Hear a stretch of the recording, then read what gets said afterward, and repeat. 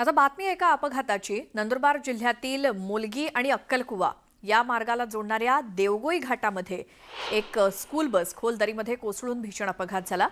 या अपघातग्रस्त बस ही 100 ते 150 फूट खोल दरीमध्ये कोसळली। या अपघातामध्ये 2 विद्यार्थ्यांचा मृत्यू झाला असून 18 जणांची प्रकृती गंभीर आहे। या जखमी विद्यार्थ्यांना जिल्हा शासकीय रुग्णालयात पुढच्या उपचारासाठी नेण्यात आले। विद्यार्थ्यांना घेऊन जाणाऱ्या मिनी बसची 30 जण घेऊन जाण्याची क्षमता होती, मात्र बसमध्ये 54 जण असल्यामुळे हा अपघात घडला असल्याचं समोर आलंय। तर दुसरीकडे मेहुणबारे इथल्या अनुदानित आश्रमशाळेच्या विद्यार्थ्यांना आयशरमध्ये कोंबून शाळेत नेत असल्याचा धक्कादायक प्रकार समोर आलाय। त्याचा व्हिडिओ समोर आलाय। जिल्ह्यातल्या मुलगी अक्कलकुवा परिसरातल्या जे आदिवासी विद्यार्थी त्यांना बसमध्ये घेऊन मेहुणबारा चाळीसगाव जो आहे जळगाव जिल्ह्यातल्या तिथे आश्रमशाळेमध्ये विद्यार्थ्यांना घेऊन जाणारी बस पलटून भीषण अपघात झाला आणि या अपघातात 2 शालेय विद्यार्थ्यांचा मृत्यू झाला। जवळपास 52 विद्यार्थी जखमी आहे। आपण बघू शकतो जखमी विद्यार्थ्यांना आता मुलगी ग्रामीण रुग्णालय जे आहे त्यात आणण्यात आलं आहे। इथे विद्यार्थ्यांवरती उपचार सुरू करण्यात आलेले आहे। मुळातच खरा तर प्रश्न असा आहे की जे काही विद्यार्थी दिवाळीच्या सुट्टींमध्ये घरी आले होते त्यांना घेऊन जाण्यासाठी शाळेने जवळपास 2 बसेस आणि 1 टेम्पो हा केला होता आणि ह्या सगळ्याच्यात ह्या विद्यार्थ्यांना कोमून आणल्या जात होतं।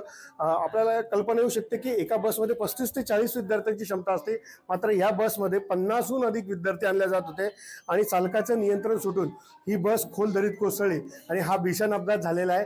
या भीषण अपघातानंतरून 2 विद्यार्थ्यांना नाहक जीव गमवावा लागलेला आहे आणि ह्या सगळ्या प्रकरणात शाळा प्रशासन खरं तर आदिवासी विकास विभाग हा या सगळ्या अपघाताला तितकाच जबाबदार आहे, कारण की स्थानिक पातळीवरती विद्यार्थ्यांना शैक्षणिक सुविधा उपलब्ध होत नाही, म्हणून अनुदानित आश्रमशाळा बाहेर परजिल्ह्यात विद्यार्थ्यांना घेऊन जातात आणि वाहतूक करत असताना विद्यार्थ्यांना अशा प्रकारचा अपघात होतो। प्रशासनाने याबाबत कडक कारवाई करण्याची गरज व्यक्त होताना दिसून येत आहे। निलेश पवार, न्यूज 18 लोकमत, नंदुरबार। आणि आता अशी एक बातमी ती म्हणजे शिरूर तालुक्यातील पिंपरखेड गाव आणि बिबट्यांच्या वाढत्या हल्ल्यामुळे तिथे दहशतीच्या सावटाखाली हे गाव सध्या आहे। बिबट्यांच्या हॉटस्पॉटमुळे ग्रामस्थ भयभीत झालेत आणि शेती हेच आपलं उपजीविकेचं मुख्य साधन असल्यामुळे शेतात जाणं त्यांना अनिवार्य आहे। मात्र बिबट्याच्या संभाव्य हल्ल्यातून स्वतःचं संरक्षण करण्यासाठी ग्रामस्थ आता अनोख्या आणि प्रभावी उपाययोजना करतात। बिबट्या सहसा मानेवरती हल्ला करून शिकार करत असल्यामुळे महिलांनी आणि शेतकऱ्यांनी आपल्या जीवाचं रक्षण करण्यासाठी चक्क गळ्यात टोकदार खिळे असलेला पट्टा घातलाय। पाळीव कुत्र्यांना बिबट्यांपासून वाचवण्यासाठी गळ्यात खिळ्यांचे पट्टे घातले जातात। त्याच धर्तीवर शेतकऱ्यांनी आणि महिलांनी हा उपाय केलाय। हे वाघाला असं संघर्ष नाही करता आला का मानाला पकडीन का हे करीन, हे खिळे असल्यामुळे आमच्या कुत्र्याच्या पट्टा असल्यामुळे कुत्रा आमचं वाचले।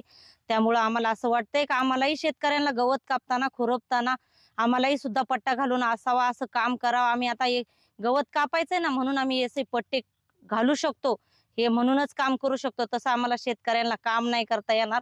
आम्ही मोकळं तसं जाऊ शकत नाही। आमच्या मानावर सुद्धा हल्ला करू शकतोय, पाठीकून हल्ला करू शकतोय। आम्ही गवत उचललं, कवळी उचलली तरी सुद्धा हल्ला करू शकतोय। हे पट्ट्याची गरज आहे आम्हाला शेतकऱ्यांना। तर पुणे जिल्ह्यामध्ये बिबट्यांची संख्या किती वाढली आहे याचा एक पुरावाच समोर आलाय। जुन्नरमध्ये एका शेतात एकाच वेळी 3 बिबटे दिसलेत। 10 चौरस किलोमीटरच्या परिघामध्ये 1 बिबट्या अशी संख्या वनविभागानं गृहीत धरली आहे। मात्र जुन्नरमध्ये एकाच वेळी 3 बिबटे आढळल्यामुळे स्थानिकांमधली चिंता वाढली आहे। तर मानव आणि बिबट्या या संघर्षामध्ये आतापर्यंत 57 बळी गेल्याची माहिती खासदार अमोल कोल्हे यांनी दिली। बिबट्याचा हल्ला हा राज्य आपत्ती घोषित करावी अशी मागणी सुद्धा त्यांनी केली आहे।